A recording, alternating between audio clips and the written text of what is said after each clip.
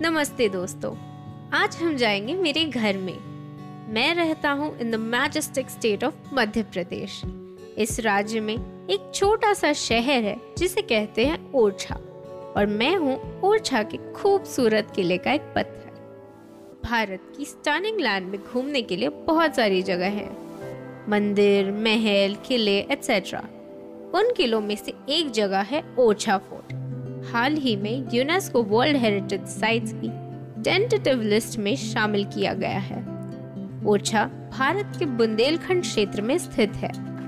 ये अधिकतर सूखा क्षेत्र माना जाता है, जहां बहुत कम बारिश होती है। बेटवा नदी के आइलैंड पर स्थित ओरछा किला एक खूबसूरत ऐतिहासिक स्थान है, जो हर साल कई टूरिस्ट को आकर्षित करता है। 16वीं सेंचुरी में बुंदेला राजपूत रुद्र प्रताप सिंह द्वारा निर्मित इस किले को ओरछा राज्य के कई शासकों द्वारा पूरा किया गया है, पर इसमें कुछ साल लग गए। किले का निर्माण 1501 में ओरछा की स्थापना के तुरंत बाद किया गया था। उनके तुरंत बाद किले का विस्तार किया गया। किले के कॉम्प्लेक्स के अंदर महल और मंदिर भी बनाए गए। इन सभी में से राजा महल या राजा मंदिर, जिसे मधुकर शाह ने 1554 से 1591 के बीच अपने शासनकाल के दौरान बनाया था, आज तक सबसे पॉपुलर महल है। जहांगीर महल का निर्माण वीर सिंह देव के शासन के दौरान किया गया था।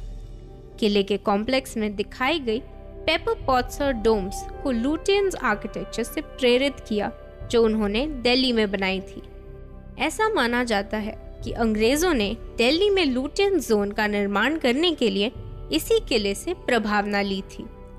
ये सभी स्मारक उस स्थान को बनाते हैं जिसे हम आज ओरछा के किले के रूप में जानते हैं। किले के परिसर में एक आर्च्ड कॉजवे से पहुंचा जा सकता है। ये एक बड़े प्रवेश द्वार की ओर जाता है, जिसके बाद एक बड़ा खुला स्थान है, जो राजा महल, शीश महल, जहांगीर महल और टेम्पल, गार्डन्स और मंडप से घिरा हुआ है। किले की दीवारों पर स्तंभ है, जिनमें ऑर्नामेंटेशन है। किले के परिसर में दिखाई जाने वाली आर्किटेक्चरल फीचर्स में projected balconies, open flat areas और सजी हुई जालीदार खिड़कियां शामिल है। राजा महल, जहां राजा और रानियां 1783 तक निवास करते थे, इसे 16वीं सेंचुरी के शुरुआती भाग में बनाया गया था।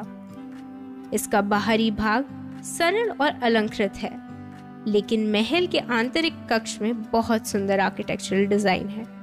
ये गॉड्स, मिथिकल एनिमल्स और लोगों के चित्रों से सजाई गई है। महल की ऊपरी मंजिल की सीलिंग्स और दीवारों पर मिरर्स के निशान भी मौजूद हैं। इसकी खिड़कियां, पैसेजेस और लेआउट इस तरह से डिजाइन किए गए हैं कि सूरज की रोशनी और छाया पूरे दिन अलग अलग मूड और टेम्परेचर्स के क्षेत्र बनाए रखे। इस महल में कई गुप्त मार्ग हैं।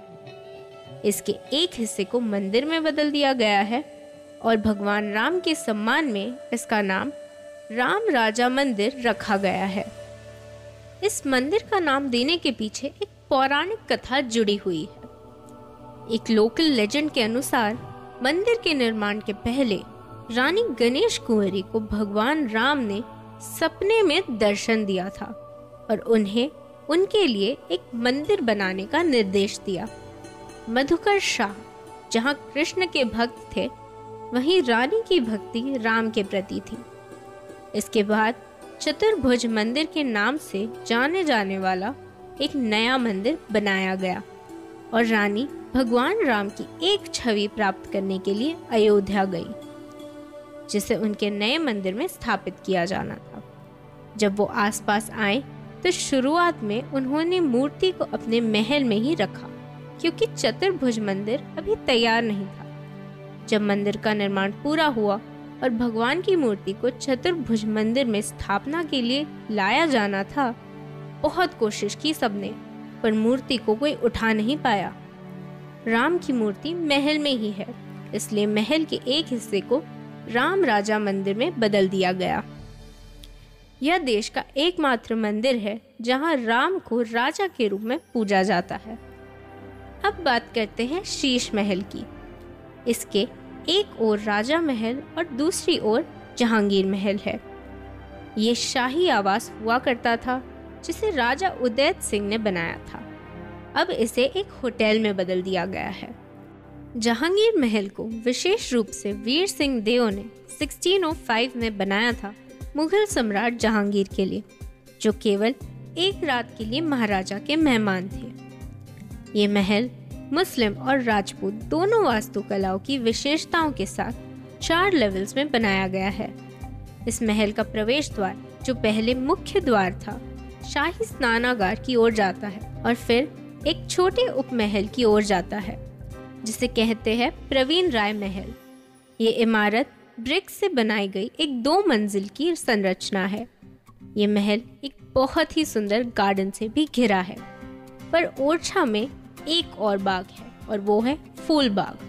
फूल बाग किले के परिसर में ही स्थित है।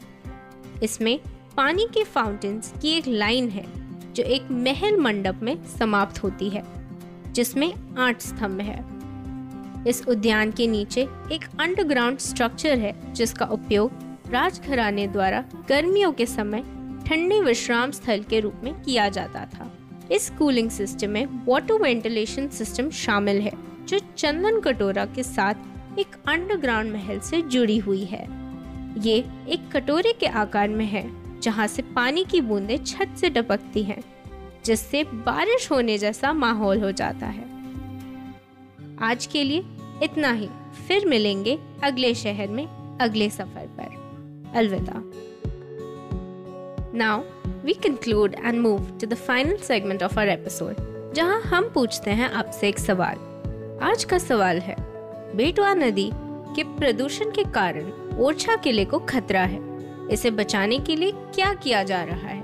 बताइए हमें through our social media handle @EPlogKids and subscribe करें फोर्टिफाइड को on the EPlog media app या अपने प्रेफर्ड ऑडियो स्ट्रीमिंग प्लेटफॉर्म्स पर। अलविदा।